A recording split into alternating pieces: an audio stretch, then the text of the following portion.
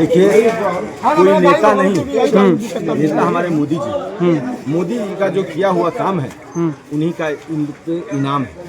प्रत्याशी के रूप में हम लोग इतने जानते हैं कि मोदी का जो कमल फूल लेके आएगा उसकी जीत पक्की है, चाहे हम हो या आप हो, चाहे पीछे वाला कोई। देखा जा रहा है जब हल्का सा बारिश भी होता है जाम लग जाता है, पर बारिश का होता है। शाम में प्रत्याशी पूरा मोती झील साइड में पूरे गली गली में पानी में भींग भींग के भी वहाँ पे अपने लोगों से अपना संपर्क। समय कम होता है, इस समय का महत्व और वोट का महत्व मैं बता सकता हूँ कि एक वोट की अहमियत क्या होती है, और समय का महत्व हमारे प्रत्याशी बता सकते हैं कि कितने कम समय में उन्होंने अपने लोगों को जोड़ने का काम किया। और जिस तरह से पार्षद चुनाव मुखिया लड़ता है उस तरह से जन जन के घर घर तक को जाने का काम कर रहे हैं। नाम भी रंजन और जन जन तक जाने का काम। कैंडिडेट एक वही है बीजेपी जी।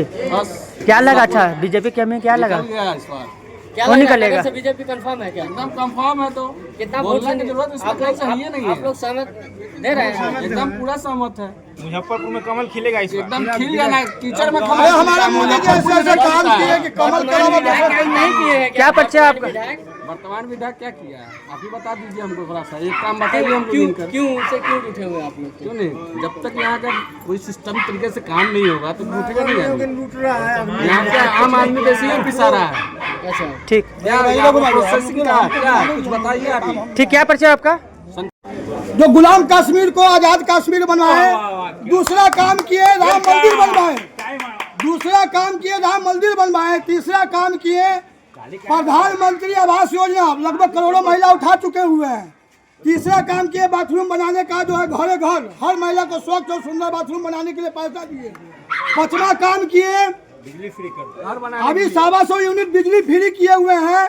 प्रत्येक महिला को 10-10 हजार रुपया बिजनेस के तौर पे दिया जा रहा है। और प्लस मोदी जी का काम इतना किए हुए हैं कि गिनती में कोरोना काल जब हुआ, कोरोना काल में भारत का एक मिनट भारत का सबसे नंबर 1 कोवैक्सीन बना तो मोदी जी का देन है।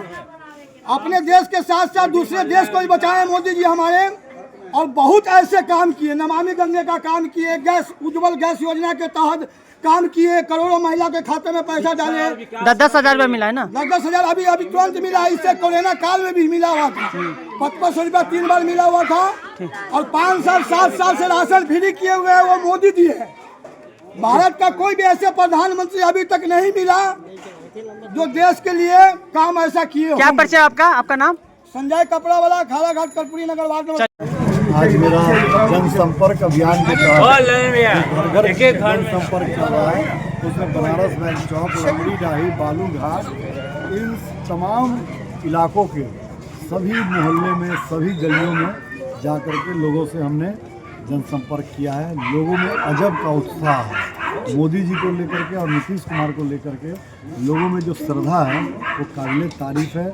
लोग मोदी जी को लेकर कहते हैं कि ये तो हमारे भगवान हैं, उनको हमको वो सब कुछ देते हैं, हम उनको वोट देंगे। इन चीज़ से मैं भी अति उत्साहित हूँ कि निश्चित तौर पर उनका मतदान भारतीय जनता पार्टी के पक्ष में, मोदी जी के पक्ष में, राष्ट्रीय जनतांत्रिक गठबंधन के पक्ष में होगा।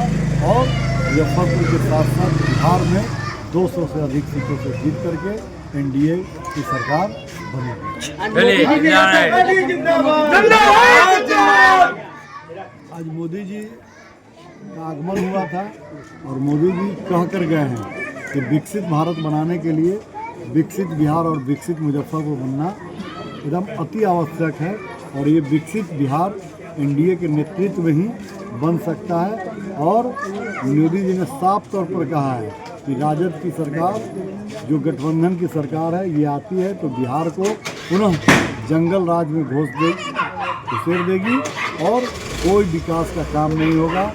वही लूट अपहरण जो होता था, चोरी, यही सब होगा, भ्रष्टाचार बढ़ जाएगा।